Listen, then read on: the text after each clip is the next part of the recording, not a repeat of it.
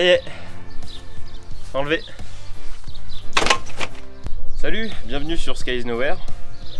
Après la fenêtre, maintenant c'est autour de la trappe à bouteille de gaz. Parce que là c'est là qu'il y a normalement le coffre pour la bouteille de gaz. Du coup pourquoi j'enlève? Tout simplement parce qu'il y a une armature en bois, il y a un squelette en bois qu'il faut refaire. Et du coup les tasseaux sont prêts, il n'y a plus qu'à enlever les anciens et à poser les nouveaux. Voilà, du coup c'est ce qu'on va faire aujourd'hui, on va commencer à s'occuper de toute cette façade là et du coup on commence par là parce que après j'ai un tasseau qui va venir ici, qui va venir là, d'ailleurs là il y en a un qui dépasse. Il y a un tasseau qui va venir là et qui va venir se poser sur le squelette de la porte du coffre de la bouteille de gaz. Donc du coup j'ai besoin que l'armature pour la porte elle soit faite, comme ça je vais venir mettre mon tasseau ici. Du coup ce que je vais faire c'est que je vais t'emmener à l'intérieur en espérant que ce soit pas trop sombre et que tu puisses y voir quelque chose. Et puis on va s'occuper de démonter ça. C'est marrant. De quoi qui est marrant? C'est marrant parce qu'ils ont fait des trous. Bah ça s'arrive tout seul. Ouais non mais c'est bien pensé. Ah oui ça s'emboîte. Ça s'emboîte. Alors moi je l'ai pas du tout pensé comme ça par contre. Ah bah voilà. Ah, il n'y a même pas de vis. Il y a une agrafe. Je prends. Oui.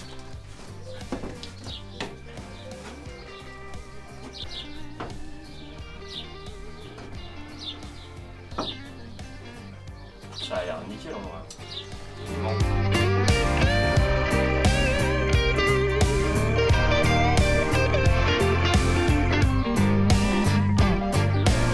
Voilà, on va mettre des écarts comme ça. Genre elles montent le produit et elles mettent leurs mains pour faire pour que l'appareil fasse la focale. D'accord. Gabin me dit de faire ma youtubeuse beauté. Par contre, j'ai personne de l'autre côté de la caméra pour vérifier si c'est bon.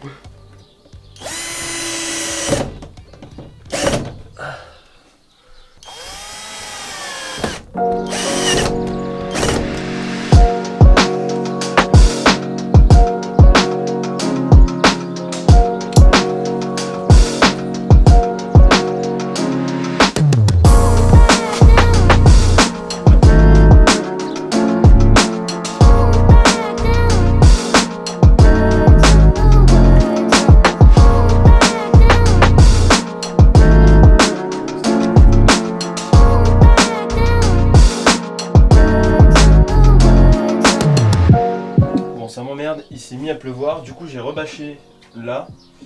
Gabin va revenir d'une minute à l'autre, donc du coup je vais faire un petit peu de rangement, je vais nettoyer un petit peu tout le bazar qui est ici. Et ensuite on va retirer les vieux tasseaux qui sont là et remplacer par ces nouveaux là. Donc on va en mettre un là qui va faire toute la hauteur parce qu'actuellement ici il prend que le cadre de la fenêtre, il descend pas jusqu'en bas. Et je trouve ça dommage, donc on va rajouter un grand tasseau qui va venir tout le long là. Ensuite ici c'est pareil, on a un tasseau qui fait que le cadre de la fenêtre. On va rajouter un tasseau qui va venir se poser sur le cadre de la trappe, du coffre à gaz et qui va monter jusqu'ici. Voilà, comme tu peux voir, on peut vachement mieux circuler. C'est déjà beaucoup plus propre. On va passer encore un coup ici. Et puis après on pourra démonter ce truc. Je viens de voir un truc qui me fait assez chier. Ça m'emmerde. Comme tu peux voir, les vis, elles ont traversé le bois.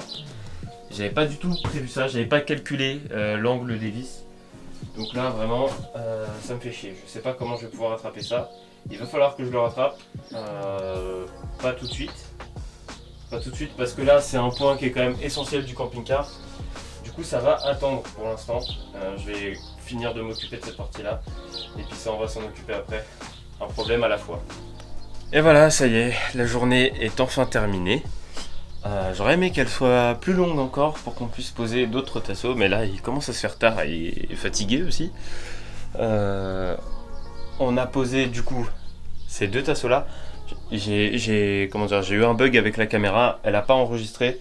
On a posé donc ce tasseau central qui fait toute la hauteur et qui supporte le poids. Et on a cet autre tasseau là-bas qui pareil supporte le poids et s'appuie sur en bas la partie où il y a la trappe pour la bouteille de gaz. Donc là pour t'expliquer ce qu'on a fait, donc on a mis des équerres là aux extrémités, comme ça on a les extrémités qui sont maintenues, on a de la colle derrière Voilà, on a le Sikaflex 11FC. Voilà, donc le Sikaflex dont je te parlais, le 11FC, qui a des propriétés élastiques, avec son bouchon artisanal fait avec un bout de gant en latex et je sais même pas comment on appelait ça, un fil de fer là qui permet de ranger les câbles.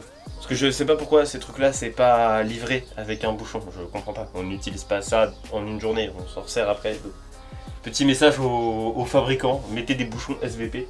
Je sais pas, certainement sur d'autres il y en a, mais bref, sur celui-là il n'y en avait pas. Et du coup, pour que ça reste un maximum plaqué contre la paroi, on a mis des vieux tasseaux de chaque côté. Alors ceux-là ils sont pas vieux, ils sont neufs, mais bref c'est des chutes, on s'est servi de chutes. Et puis des vieux tasseaux qu'il y avait avant, pour pouvoir faire un sandwich en fait et bien plaquer la paroi contre le nouveau tasseau, pour que la colle adhère bien. Voilà, donc là la prochaine étape ça va être de poser les tasseaux qui vont venir là encadrer la fenêtre. On fera ça demain. J'ai un autre petit tasseau aussi qui va venir en bas à côté de la comment dire de la trappe à gaz. Puis après on va découper, on va rajouter des tasseaux comme ça et certainement un autre en bas pour avoir encore plus de rigidité. Je pense que pour gagner du temps, il y a quelque chose que je vais faire, c'est que je vais lazurer directement tous les tasseaux, genre les tasseaux à l'état brut, c'est-à-dire tels que je les ai achetés avec... là ça passe pas, il est trop grand, tu vois, avec cette hauteur là. Et ensuite, une fois qu'ils seront lasurés, là cette fois-ci je les couperai à la bonne taille pour les utiliser. Pourquoi avant je faisais l'inverse? Tout simplement parce que aux extrémités, du coup si je coupe une fois que c'est lasuré, cette extrémité elle sera pas lasurée. Et du coup ça m'emmerde, ça m'emmerdait de pas avoir tout l'ensemble de l'azuré. Après je me suis rendu compte que c'était pas forcément grave parce que ces parties là elles sont souvent plaquées contre un autre morceau de bois qui potentiellement lui est l'azuré. Genre ça peut venir comme ça, admettons que celui-là soit l'azuré, ça vient comme ça et du coup ça finit par être protégé. Alors certes c'est pas une protection aussi efficace que si lui-même était directement protégé, mais ça fera l'affaire et ça permettra de gagner beaucoup de temps parce que il faut attendre 8 heures entre chaque couche et ensuite il faut attendre 24 heures que ce soit complètement sec.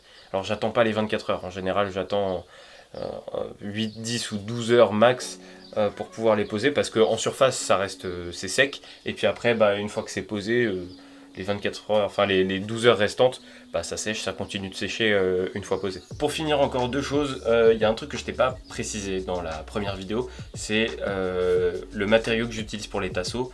C'est le matériau qui est le plus utilisé, je dirais, pour ce genre de construction, c'est le pin. Le pin c'est léger, c'est résistant, donc c'est très bien. Et en même temps c'est assez souple, donc du coup ça peut prendre les vibrations de la route sans problème et conserver la structure. Donc ça le pin tu t'en trouves partout, dans tous les vieux camping-cars, les vieilles caravanes, c'est ce qui est utilisé par défaut. Dans les camping-cars les plus récents aujourd'hui c'est plus du tout ça, c'est un genre de composite plastique très léger, mais du coup imputrescible et très rigide qui tient super bien, forcément ça a évolué avec le temps. Je fais tomber des trucs. Mais voilà, en tout cas avant c'est ce qu'on utilisait, donc du coup moi c'est ce que j'utilise. Et puis l'autre chose c'est les vis que j'ai utilisées. Donc j'ai utilisé du 4 par 20 mm pour les tasseaux, pour que ça rentre dans les tasseaux, tu vois, comme ça. Comme ça elles peuvent se croiser sans se percuter. Quand j'en ai deux à visser comme ça, alors après tu vois, je les mets dans j'ai différents trous sur mes équerres, donc je les mets dans différents trous pour éviter qu'elles se percutent. Et puis pour rattacher du coup ces tasseaux à la structure globale du camping-car, quand j'ai quelque chose comme ça par exemple, avec mon équerre, cette fois-ci j'utilise du 4 par 30 ou parfois du 4 par 40. Alors celle-ci c'est un mauvais exemple parce que c'est du 4 par 50, mais voilà, le 4 par 30 du coup. Voilà, au niveau de tout ce qui est technique je pense qu'on est bon. J'ai tout résumé. Donc une fois que la structure sera posée et que le mastic aura séché, il faudra que je m'occupe de remettre la fenêtre et de remettre la trappe pour le gaz. Là ça va être une autre histoire, parce que il y a un joint spécifique qu'il va falloir que je mette et que j'avais pas prévu, j'y avais pas pensé. C'est un joint qui ressemble à une sorte de mousse en fait qui vient se coller autour. Évidemment je vais mettre du mastic pour la colle. Puis après il y aura des vis pour bien fixer tout ça, que ça reste bien solide. Mais ce joint là je ne savais pas, donc du coup je vais aller voir, je vais aller m'enseigner et puis je te dis tout ça juste après. Enfin quand je dis juste après, je te parle probablement d'une autre vidéo. Parce que là on a encore beaucoup à faire avec les tasseaux. Et puis tu vas voir ça demain. Enfin demain pour nous.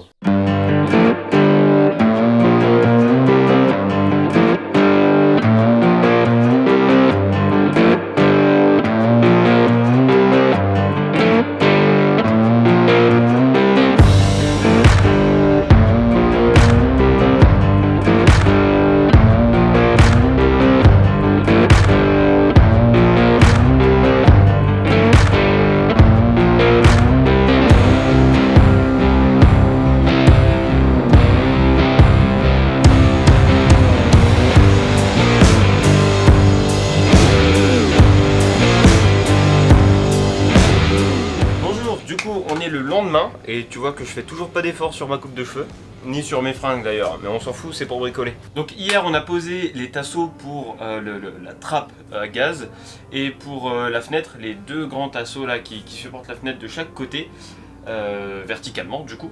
Et cette fois-ci je me suis occupé du coup des tasseaux qu'on va venir poser horizontalement, en haut et en bas de la fenêtre.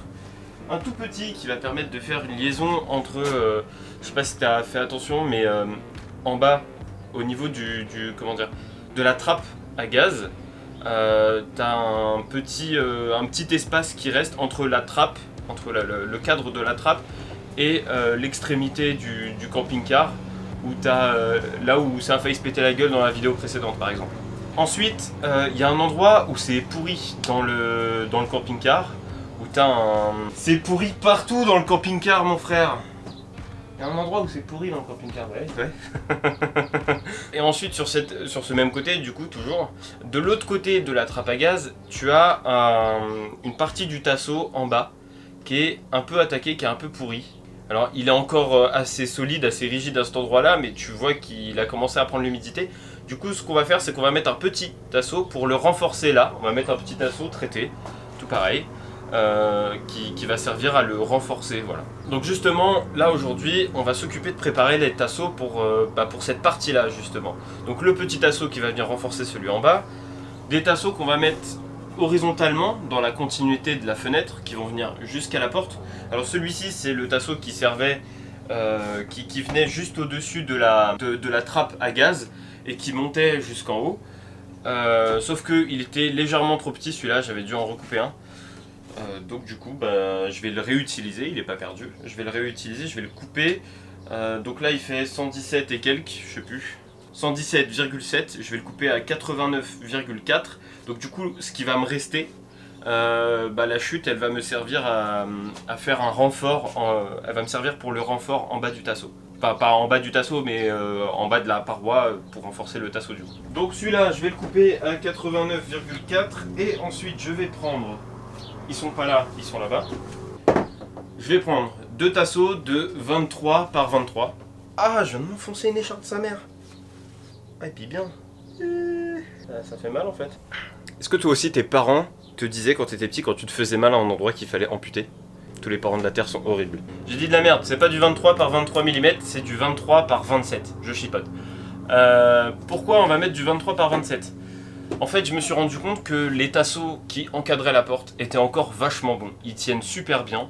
Certes, ils sont pas traités, mais ça fait rien. On va tout miser sur l'étanchéité de ce côté-là. Donc je vais refaire tous les joints de la porte, tous les joints au-dessus de toute façon, au-dessus du camping-car sur le toit. Ils vont être refaits. Donc on va tout miser sur une bonne étanchéité là-dessus. Il a tenu 40 ans comme ça le truc, donc je pense que ça va aller.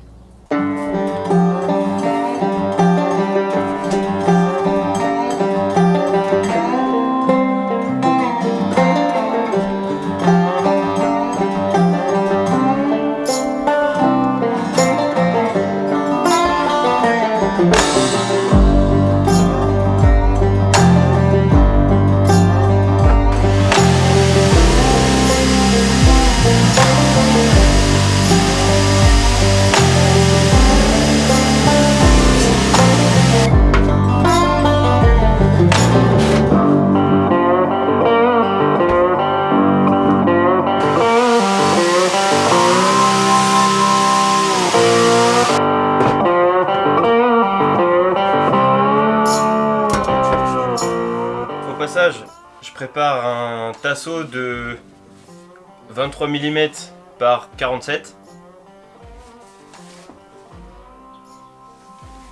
C'est pas bon. C'est pas par 47. C'est par 37. Putain, quel con.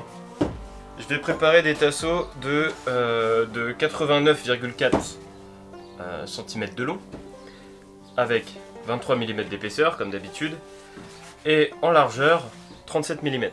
Donc ça c'est ce que je te disais juste avant. Donc ça c'est ce que je te disais juste avant. C'est c'est celui, mais en fait ceux parce que je vais le couper en plusieurs morceaux, qui vont venir se mettre entre la fenêtre et la porte.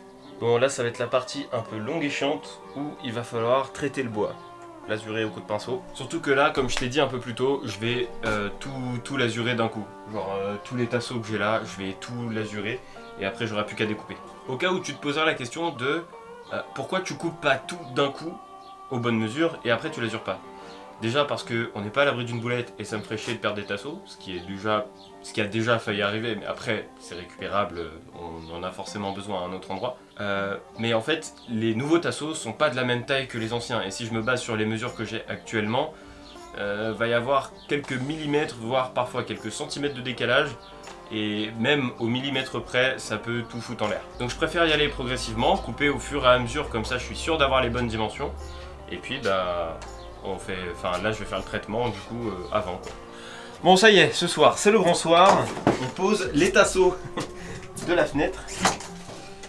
Hop. Et plus encore, on va poser les tasseaux de la porte, autour de la porte. Ah putain, j'avais pas du tout pensé à cela, il va falloir les retirer. Hey.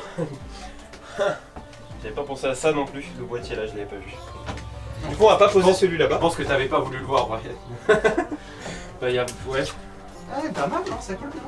Ça marche bien hein. Non, par contre t'arrêtes de casser mon camping-car, il est déjà assez niqué comme ça. Il est déjà assez cassé. Du coup, Comme le groupe de musique. Hein. Ah c'est cassé? Ouais. Donc ça faut le retirer. Non, pas du tout. Ah oui, ceux autour de Du la porte, coup, tu les laisses. Le plan c'est, on fixe les deux tasseaux là. Ok. Qu'il va falloir recouper peut-être. C'est voir. Ensuite, il faut enlever une partie là. On a un tasseau à fixer contre celui-là. Et ensuite, on a deux tasseaux à fixer comme ça. On a le tasseau pour venir consolider là où c'est un peu cassé en bas. Et il y a un tasseau qui va venir là faire la jonction entre les deux. Ok. Par contre, ouais, du coup, vraiment, il manque. Il manque quoi? Oh, t'as bien. On n'a pas de règle ici. Je vais aller chercher un mètre. Il est où le cutter? Je peux pas travailler dans ces conditions. Un cutter? Oh putain. Faut que je vois si c'est bon. Pas du tout. Marrant. C'est bon. Même pas besoin de coller. À un moment, on va devoir faire l'électricité là-dedans. Ça va être marrant. Hein.